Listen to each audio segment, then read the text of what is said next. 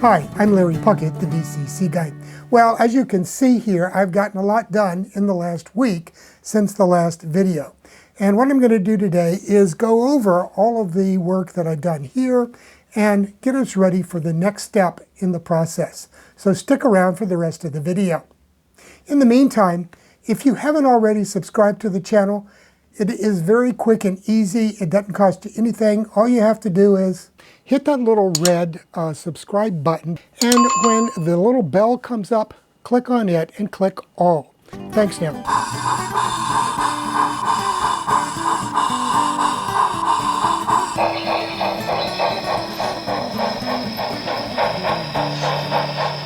Okay, let's go ahead and get started with the video. Now, at the end of last week's video, I had elevated the base on its own 4 legs. So we had a good stable base to work from. We had created a trammel in order to allow us to cut out a template that I could use in order to cut out the individual sections of roadbed, like this here. And in that video, I thought that I was going to maybe get 4 to 6 pieces of roadbed from each 4x8 foot sheet of plywood. Well, in order to test that out, I took the template and laid it out on a 4x8 foot sheet of the foam insulation I used for the sub-road bed here on the layout, and just marked it all out to figure out how many I could get. Well, surprisingly, I was able to get 13 pieces of roadbed out of each 4x8 foot sheet. So since I only needed 23, that meant I only needed 2 sheets of plywood, which is a good thing because this stuff, it's like gold now. This smooth sanded plywood from Ecuador, by the way, cost me $58 a sheet. And if I had gotten birch plywood, it would have been $68 a sheet. So this can run into money really fast. What I did next was I went down to Home Depot and got me my 2 sheets of plywood and brought it back, laid out the template and outlined that using a pencil, very straightforward, and went at it with my jigsaw and cut those out. Now, what I'm going to do in the next segment here, we're going to go out in the driveway and I'm going to show you how I went about doing that. And it's going to be very, very short because you don't need to see how I used a jigsaw to cut out 23 pieces of plywood. But what I do want to show you, though, is how I got these very nice, crisp, sharp edges here on each end of the pieces of roadbed. And that's critical because that's where they're going to be joined together. So you want them to be very, very sharp, clear, straight cuts. So I'll show you how I did that. Then we'll clean it up and bring it in for the rest of the work. So let's go on out to the driveway, take a look at what I did out there, and then we'll come back in and I'll go over how I pieced it all together here on the layout in order to get this first level of the Helix itself.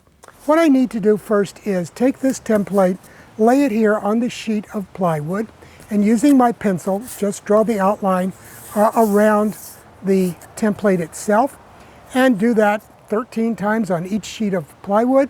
And then I'll be getting out my jigsaw and we'll go to cutting all of this stuff out. So right now I'm going to go to marking up this piece of plywood. Okay, I've got my Black & Decker jigsaw, so let's start cutting.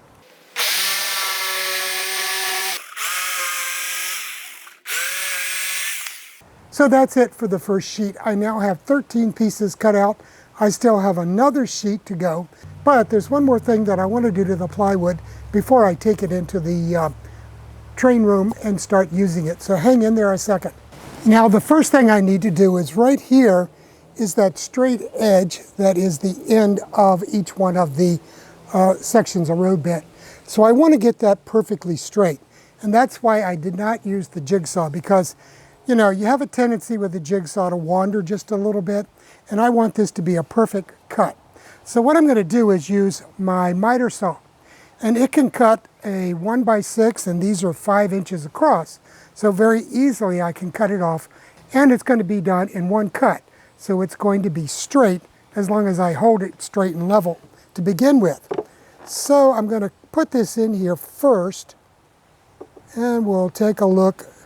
Make sure that it's lined up perfectly, and then start it up. So as you can see, that gives me a good straight, clean cut right through the end. So two of these are going to mate up perfectly when we go to splice them together. So I need to do that with all of these, and I'm not going to bore you by showing you each one. You'll notice these are kind of rough cut edges here. I'm going to go ahead and take my orbital sander to it and give it just at least one good clean swipe all the way around in order to get it smoothed off a bit.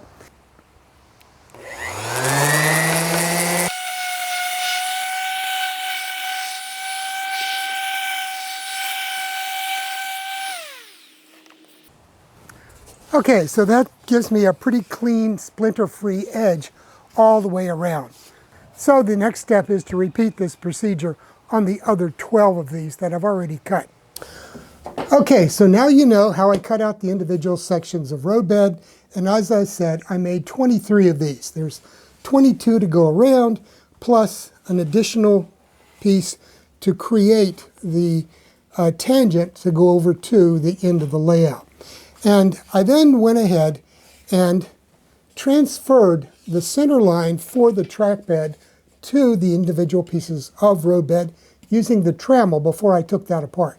So that gave me a good consistent 30-inch radius track center line here that we're going to use later on when we're laying our track, but we'll also use it when we're mating the individual end pieces to one another. Okay, so here we are. You can see what I've done at this point. I've gone ahead and built the first level of the roadbed in the Helix.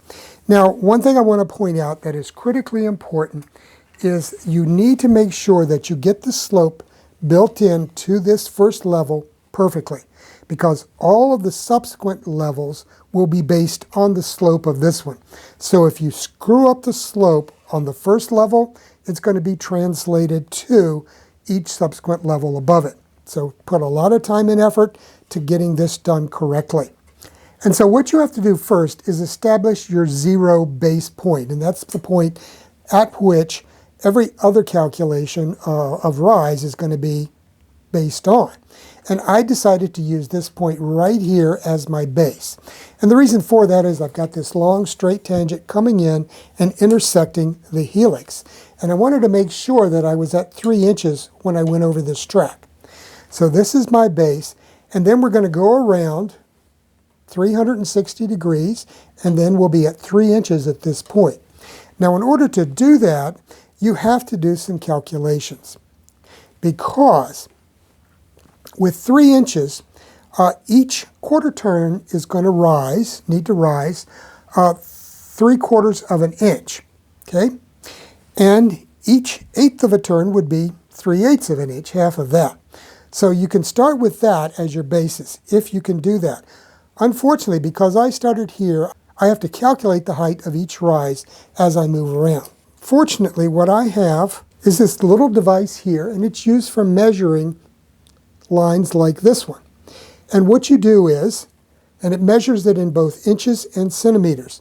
All I have to do is put my little device right here on my zero line, follow my track center line to the first point where I want to install a riser, right there.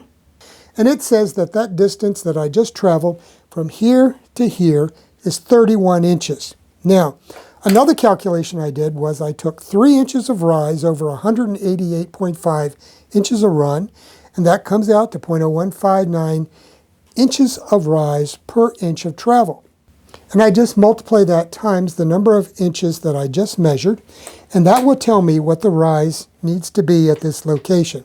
And then after that, because it's going to be a quarter turn to each one of these, from here to this one is a quarter of a turn, and to that's a quarter, and to that's a quarter. So once I've got this one done, all I have to do is add 3/4 of an inch to it, and that will tell me the elevation here, add another 3/4 and it'll be there, and another for here. So that is why this one is the critical set of measurements. Now, after that, I will also come back and I'll be adding risers to these intermediate points. So I'll add one here, I'll add one over here, one over there, and over there. So there will be 8 riser sections throughout the helix. So that's going to give me a good stable platform and a constant slope if I get my calculations right. So you need to get out your calculator and put your thinking cap on and make these calculations and get them correct. Okay, so how did I make all these connections? Well, if you look right here, you can see what I've done for my base. I just took a piece of my scrap 1/2-inch plywood left over from cutting out the roadbed, and then I just, using my Titebond 3 Ultimate Wood Glue and some screws, I spliced these two together, clamped them, let them sit for 24 hours, screwed it together, of course, and that gives me a really nice tight bond here. Okay, so I've got my 0-point elevation set right here. I put a screw through to this cross member of the base in order to hold this piece of plywood at exactly 0. And then as we move around, we're going to be increasing the elevation by using those risers that I just told you how to calculate. Then, at each one of these other points, we're going to do the same thing with the glue and the plywood to make our splices, and do that all the way around for each one of this on the first level. And I'll show you how we'll do the splices after that. But basically then, at each level, I have put in these risers. So that's going to give me the elevation that I need in order to get that constant slope that we wanted to begin with, all based on the 3 inches of rise for each turn of the helix. So basically all I did was took a piece of 1x6 and cut it to the exact length that I needed in order to elevate this to the proper slope. And at this location, I think it's 2 1/4, something of that nature. But at any rate, so this is set flush with the bottom of this 1x4 here, and that brings it up to just the exact elevation. So all you have to do is, make your calculations so that at each point where you're installing a riser, you want to cut this to the exact height that you need for your layout, for your helix, in order to get this to the exact elevation. And as I said, for each quarter turn around the helix, if you're using a 3-inch increase, that's going to be 3/4 of an inch, because you take 4 into 3 gives you 3/4. So that's how you go about doing this. So the first one would have been 3/4 of an inch, and then the next one would have been 1.5 inches, then 2 1/4, and then 3 inches when we get back all the way around. So that's how you establish your elevation change. And it's very important, because if you do that, you don't have to worry about measuring the slope, because you're building the slope in. You're creating that gradual change from the 0 point up to 3 inches. Okay, so how are we going to go about maintaining a constant 3 inches of rise between each level of the helix as we build it? Well, at this point here, this is 0, so once we go one circuit around, we need to be at 3 inches. What I've done here is I've cut 2 blocks that are exactly 3 inches high. As we go around the helix, we will be installing these blocks 3 inches high at various intervals going around the loop. And that will give us a constant 3 inches of rise as we go. And that's why getting the elevations of this first loop are so critical, because everything else will be based on how good of a job you do on this first level. Because we'll just be using these 3-inch blocks to maintain that same slope. So if you screw up the slope here, it's just going to be carried through when you install your blocks for your next sections that you're adding. So you have to get that first level done just perfectly. Okay, so as you can see, I've already put in the first loop all the way around to this location right here. And then I had to stop, because you cannot put another level on right away. The next thing you have to do is you have to lay your track, because once you put the second level on, how are you going to get back in here to lay your track? That is the next part of this process, because what you have to do is lay your first loop, add your track all the way around to there, and then add your second level of the loops and run that all the way around, and then add the track on top of that, and so on, and just keep adding a level of roadbed and a level of track. Carries you right on through the process. Because of that, I cannot go ahead and do any more with this at this point until I lay my track. So next time what we'll be doing is laying track here on the layout for the first loop around, and then we'll add the second level of roadbed. And then it's just a matter of repeating that over and over and over again until I'm done. So the other thing that we'll be doing as we go along, though, is installing the wiring for this. Now, I know I've covered a lot in this video. It's really been a compressed tour around the first level.